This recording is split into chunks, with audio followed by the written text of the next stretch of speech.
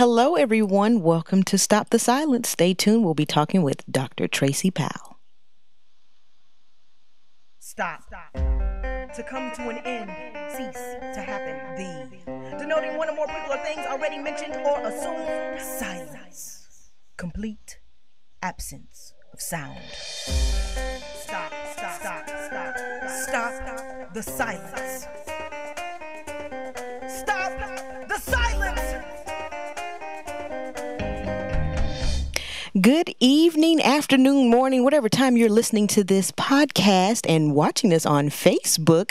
This is Ebony Dixon, the baby jumper. You are tuned in to Stop the Silence, where we give a voice to your written words. We're giving a shout out to the ink pen diva herself, Miss Tamika Sims. And we have a very special guest tonight. We have Dr. Tracey Powell, who is going to be joining us on this evening, talking to us about a little bit about herself and her book. So, Dr. Tracey Powell, welcome to the show. Thank you so much for having me. Yes. So, why don't you tell anybody who doesn't know anything about Miss Tracey, tell the people about yourself.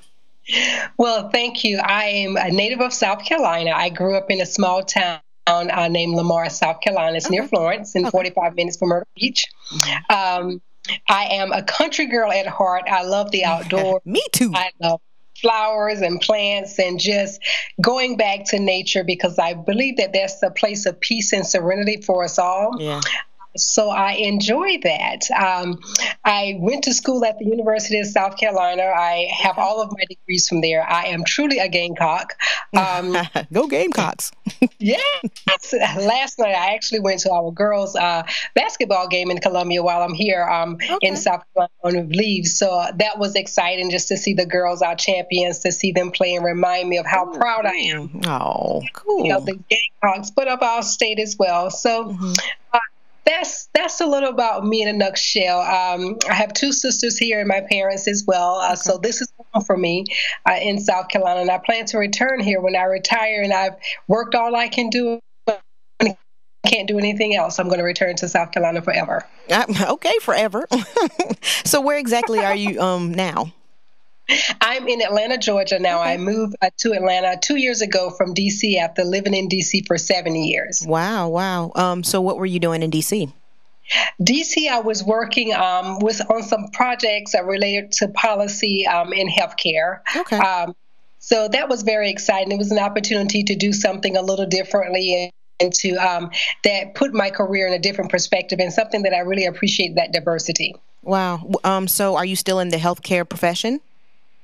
I still am. I do my full-time job. I work more with grants and policies, mostly with. I'm a trained epidemiologist, so I do a lot of epidemiology research and just reading and studying different things about disease process and transmission. Okay, now for those of us who don't know, including myself, what is an epidemiologist?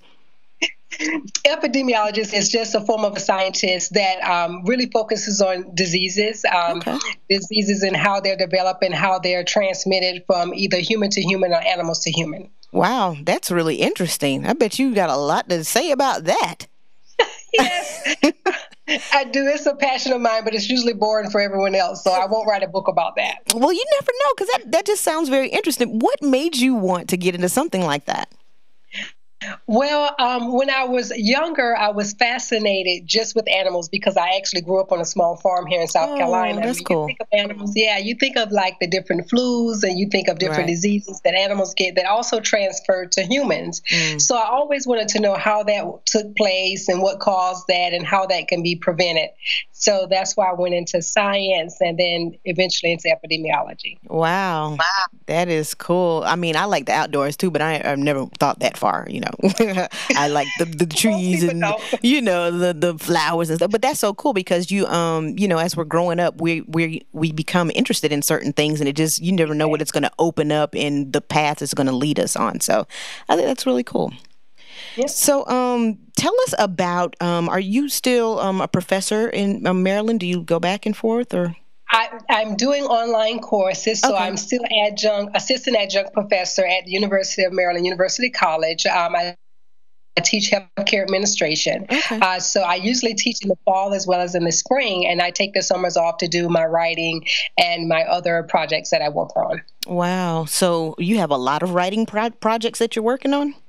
Well, I just published my second book in October, The Journey to Authorship, a Pocket Guide for Writers. And that book is actually doing very well. We just got 5 stars from a main reviewer, Ann Shannon.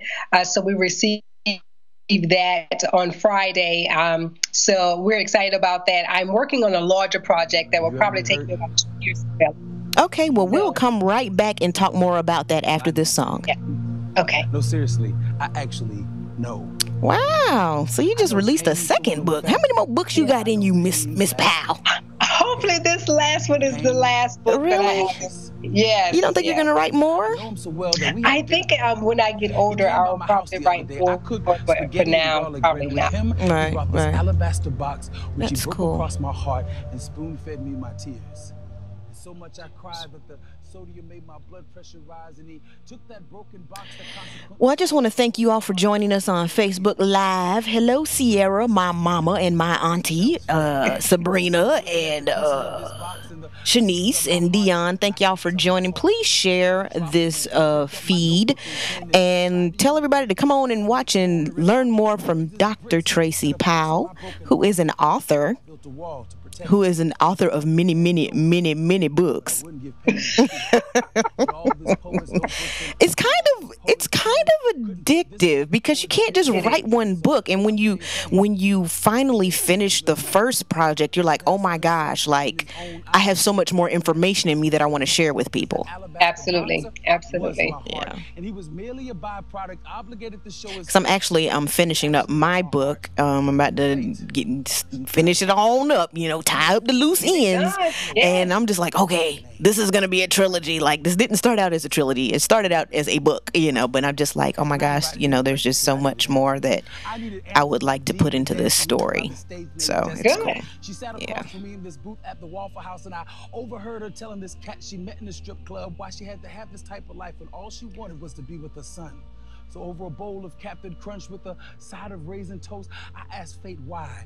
Why did you give my heart the pain? And you could have heard the grapes turn into the same raisins in that toast. If someone tagged me on Facebook at Tracey Mack Powell. That said it's the end. He explained. You asking a question? Did someone?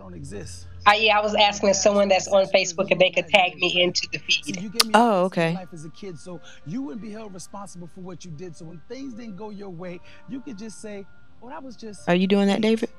So you could probably guess I didn't like. The only way it would tag is if we're friends, right?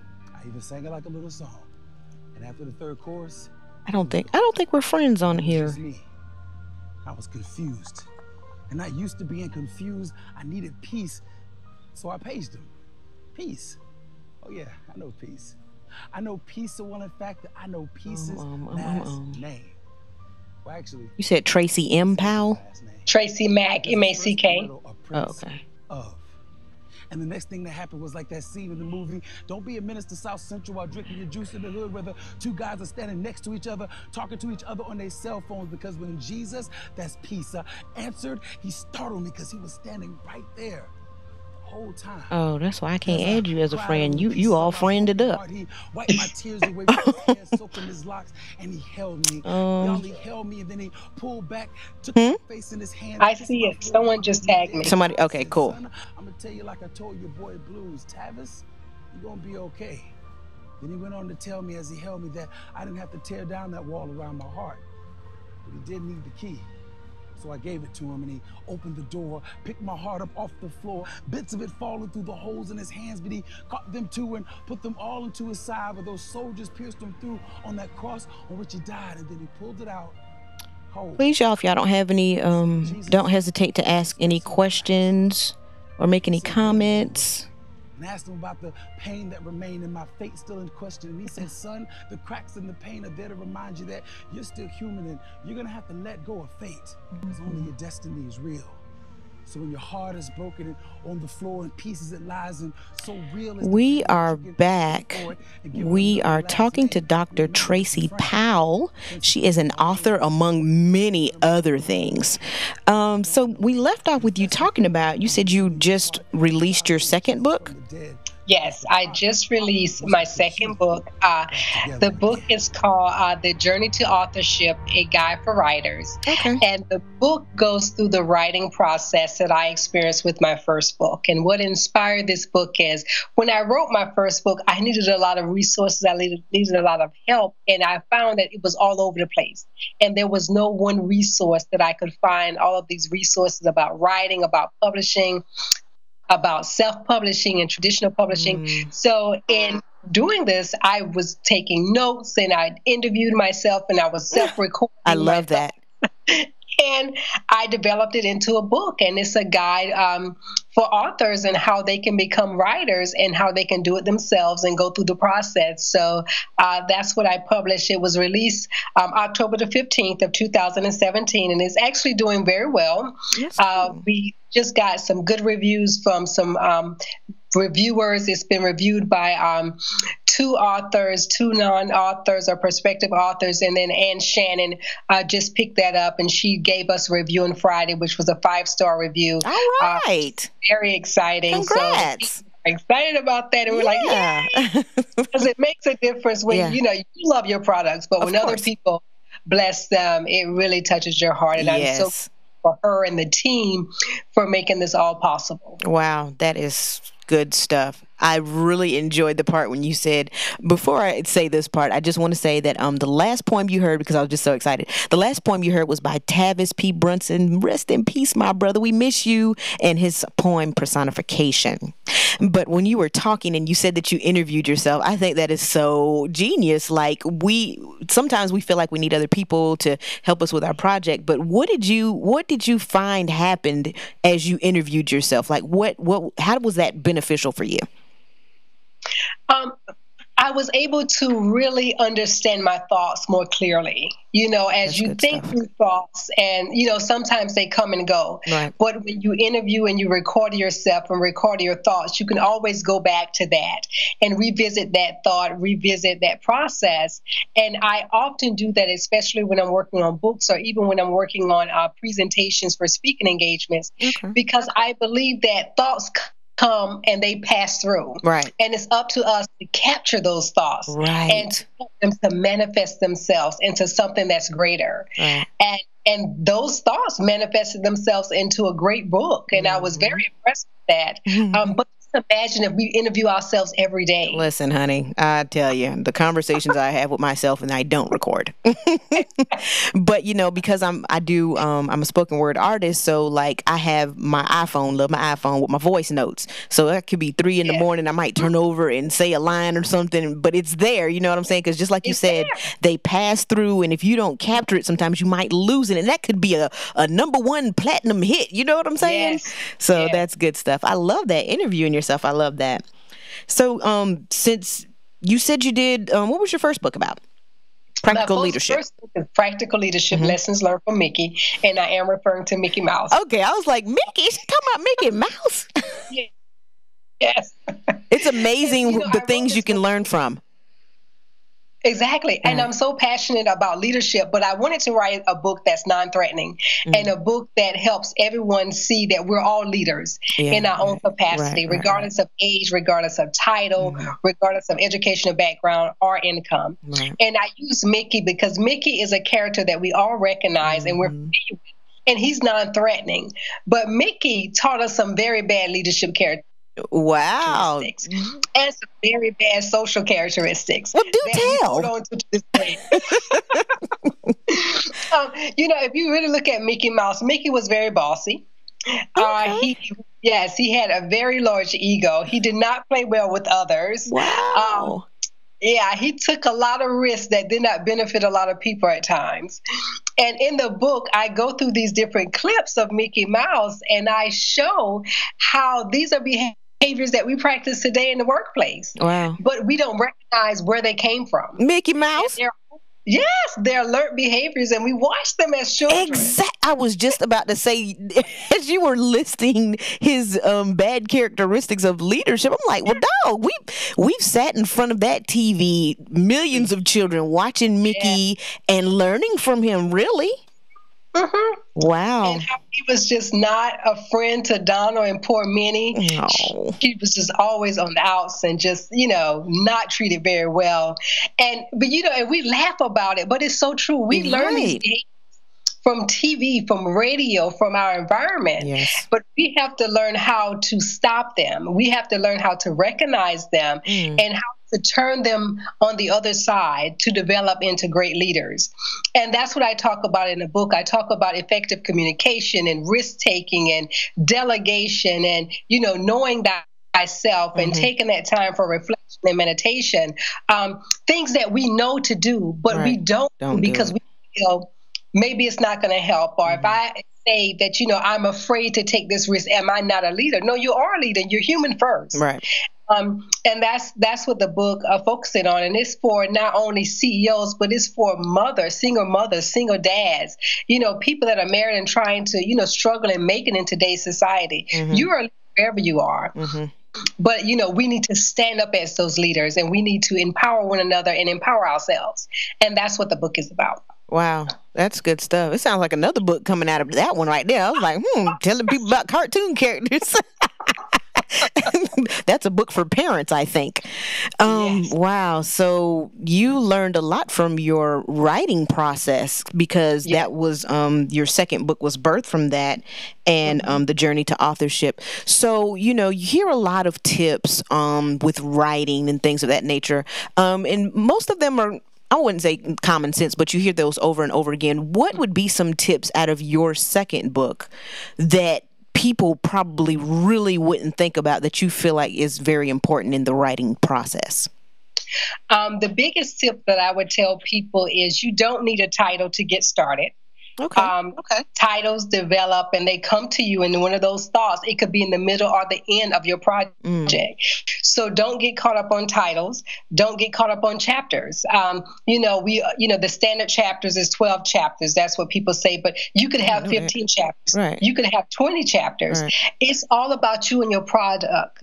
People should own their products. Right. We need to get out of this rigid mindset of what things should be. This is creativity. It flows. Yes, it does. For everyone. It's about passion. Yeah. So just go with it. And then people should, sometimes as you're writing your products, you should do it in secret.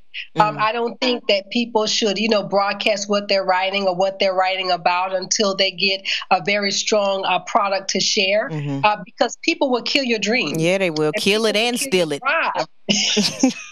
Kill it, steal it, all of that. And publish it. They will. Oh, and take credit for it. Wow, that's too real. So, just love what you do what you love, be passionate about it, and, ask questions. If you need a writing coach, I'm a writing coach. I encourage people to get one, to help you through that process because it's not easy and people get hung up on the wrong things. Right. But, just let it flow. Just be passionate about it and then get your copyright as soon as possible. ASAP. Get your copyright done so you can protect your products. Wow. Dr. Powell, you said you're a writing coach. Dr. Powell, what don't you do? Because you're a CEO, a speaker, an executive coach, a writing coach, a teacher, an author. I mean, you are doing a lot, young lady. Of course. Yeah. We are people of diversity. Yes. And, I think if we really think back, even with slavery, even beyond that, people of color have always been diversified. We never just have one job or one gig. There's always opportunity to grow. My mother she worked. She was a homekeeper. She was a business owner. She was all of that, a wife in the same person. So you learn how to multitask. You learn how to do it well, and you learn how to be effective doing it. Wow, that's good stuff. Yeah. What exactly is an executive coach? An executive coach of what? So my consulting firm, Synergetic Solutions, I work with a lot of CEOs. An executive just looks at a different level of an individual. So with the CEOs, I focus on, I call it all things that are new. Mm-hmm. So I work with them as they're transitioning from one executive position to another. If they're bringing on more staff, I help them overcome the barriers that comes with getting something new or doing something new in life. Mm. And people use executive in many forms and fashions. I use that because that tells me that I'm working with a different level of individual, right, a different level of position, mm-hmm, or organization. Mm-hmm. I see that you do a lot of things dealing with leadership. Can you share with us, as you have taken this journey, what was the biggest struggle or lesson that you learned in order to be able to share it with everyone else? The biggest struggle and something that frustrates me too hard is people identify themselves as leaders and they're not quite leaders. Mm-hmm. Just because you're a visionary does not necessarily mean that you're a leader. I believe that, one person can have the vision and the other person can execute the vision. Mm-hmm. But oftentimes we want to do everything in one. And we think, I have this great vision for a business or for a book, so it's mine, but we have to delegate those things to those people that have those skills and expertise to see it through. Now, I'm sorry, go ahead. I was just going to say that's just, my frustration and my struggle sometimes is really helping people come to that conclusion and finding peace with that. How would someone who has a vision know that they're only there for the vision? Like, how would they know that they're not supposed to do everything? Like, what kind of characteristics would give away that, hey, okay, I'm just supposed to have the vision, but I'm supposed to give it to somebody else to execute it?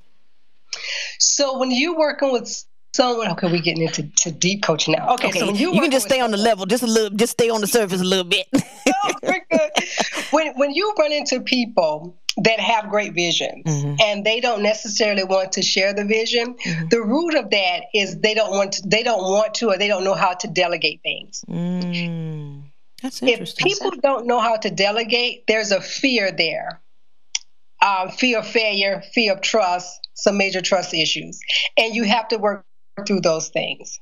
Wow. So, for example, with me, I know that there are some things that I can't do in my business. Mm-hmm. So instead of being the bottleneck of my business, I hire people to do those things for me. Mm-hmm. I have the vision, mm-hmm, but I hire other people to execute. And that's what we have to do, because sometimes when we have the vision and we're trying to have the vision and we're trying to walk the vision through and fulfill the vision, we are our own bottleneck, and we cannot succeed in that way. So I have the vision for a radio station, hypothetically. Mm-hmm. I can speak well on radio. Mm-hmm. I'm the personality, but I can't be the producer. All right. I can't be the person that's recording. Mm-hmm. I have to be able to delegate those things. That's good stuff. I just feel like a moment of silence for everybody to just think on those things, because I think that we do try to take on everything and we don't think about delegating, because I think like you were talking about, having a fear of rejection or failure and just a fear of somebody stealing my idea and me not getting the credit. Exactly. And that's how you have to make sure you have the right team. That's right. And we'll be back with more with Dr. Tracey Powell. Wow, that's good stuff. I wonder, do people really take time to think about all that, though? I mean, I guess some people do, because then, there are businesses that are successful, mm-hmm, and then, but a lot of us don't. Yeah. That's, I have to really check myself sometimes too. Right. Like, okay, should I be doing this or should I outsource this? Right. Right. I find myself sometimes, a lot of times, when I'm a part of things, I want to try to do everything, because you know how when you okay, you have a vision, or you got a baby and you see things happening a certain way and people say, yeah, I could do that, and then you see they're not doing that, and it frustrates you, so then you take on their burden as well as your own, and then that just brings a whole nother set of issues. And I think one thing I was talking about the other day with a friend was that I skip the part of being able to evaluate that person or watch that person to see if they have a history of being capable of, executing what they said they're able to do. But then, we have to step back, Ebony, and ask ourselves, Are they doing it, or they're not doing it our way? Because that's the big difference. That's a good question. We know how we would do it and how we would want it done. Right. But it's not necessarily how someone else is going to come along and do it. And so that's what we have to let and trust that, okay, they're going to get it done, but it's going to be their way and not our way, but it's still going to be done. Right. But we have to be okay with that as the visionary. True that. I saw that deep breath. Yeah, we gotta be. Yeah, you be like, okay, you go do it. I'm gonna turn my back. I ain't gonna look. Yeah, that's true. It's not easy. It isn't, especially when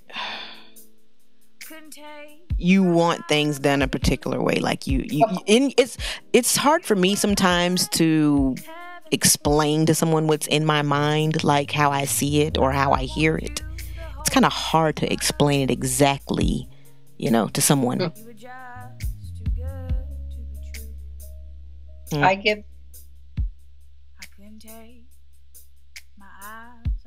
You said you get it? I do. Oh, okay. I thought the phone went out. No, that communication, just articulating exactly what you want to be done. Right. But that takes practice. Yes, I need to interview myself more. Yes. Yeah, I definitely took that away. That's good stuff. I really like that. And I love you enough to walk away. The stains on my heart says I shouldn't be treated this way. It's so funny because I kind of started doing that, just trying to be able to explain things, but we're about to come back in. Okay. You have just heard Angel Rider with To the Left. I've been sitting here having a good old discussion with Dr. Tracey Powell. I'm over here. She don't know it, but I'm getting spanked in the spirit. So I'm just, taking notes so I can be a better person, a better leader, just be able to articulate myself better on what my vision is when I'm talking to people. So that was good stuff. Yeah, that's good stuff. I'm sure that's in your second book, isn't it? That's in my first book. Oh, your first book. Yes, that's in my first book, Practical Leadership. Practical Leadership, y'all. Lessons learned from Mickey Mouse, that is. Exactly. That sounds like some good information in there for any of those who desire to be a leader or who are in leadership positions as of now. It's always good to learn and to grow. So take advantage of that book. Where can someone purchase that book from? Both my books are on my website, as well as my ebooks and my trainings. Okay. My website is www.practicalleadership4u, the number 4 and the letter u.com. And I would tell people, honestly, don't buy it today, buy it Black Friday, because I'm having an awesome sale on all of my products on Black Friday. Now that's nice. You were able to get all of my books and my ebooks, a bundle for $30. Oh, wow. So definitely wait until Black Friday to get those. And if you're not connected to me on social media, connect to me on Facebook at Tracey Mack, M-A-C-K Powell, or LinkedIn, Dr. Tracey Mack Powell, and all of the sales and all of the announcements will definitely flow. And also on Saturday, I'm doing a discount on speaking engagements for 2018. Wow. I'm doing free speaking engagements to small businesses to give away for Sell Something on Sunday and Small Business Saturday. So I have a lot of things coming up on the website that I'm very excited about. That is awesome. Yes. I mean, really, like people, we need to take advantage of these type of things. Absolutely. Oh my goodness. You're getting a bundle. So you can get all your books and what else for $30? You can get both books, and you can get my ebooks. One of my ebooks is Building a Business Through Facebook. It talks about how to utilize Facebook to build your business.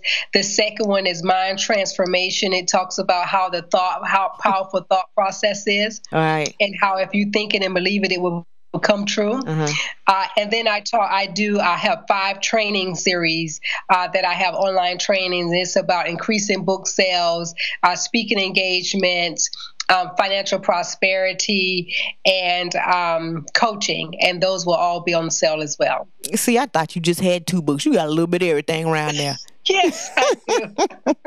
Well, that's good stuff. That sounds like a lot of valuable information for anybody trying to, excuse me, do entrepreneurship. They have some events that they're trying to plan, just wanting to be a better person, build better character. That sounds like some good stuff. So as far as those items is with your Black Friday sale, and then you said you're having, what about the sessions? Free sessions? Yes. So on LinkedIn mainly, as well as Facebook, on Small Business Saturday, that's the Saturday after Thanksgiving, and Sell Something Sunday, I will be promoting, in 2018 is my year of service, and I want to give back to small businesses and organizations. So I'm offering free speaking engagements where you don't have to pay my speaking fee. You just pay transportation if something is needed for me to get there, and accommodations, but everything else will be free. Wow. Take advantage. That is awesome. Dr. Powell, thank you so much for joining us via Skype. We enjoyed this interview, and I'm got my notes right here. So I appreciate you. Y'all stay in touch, and don't forget to link up with Dr. Tracey Powell so you can get more of her information. Thank you again, Dr. Powell. Thank you for having me. I enjoyed it. Thanks. Y'all stop the silence. Yay! Yay! Thank you so much for joining us. It was a lot of fun. Yeah, we finally, and you see how fast it went by.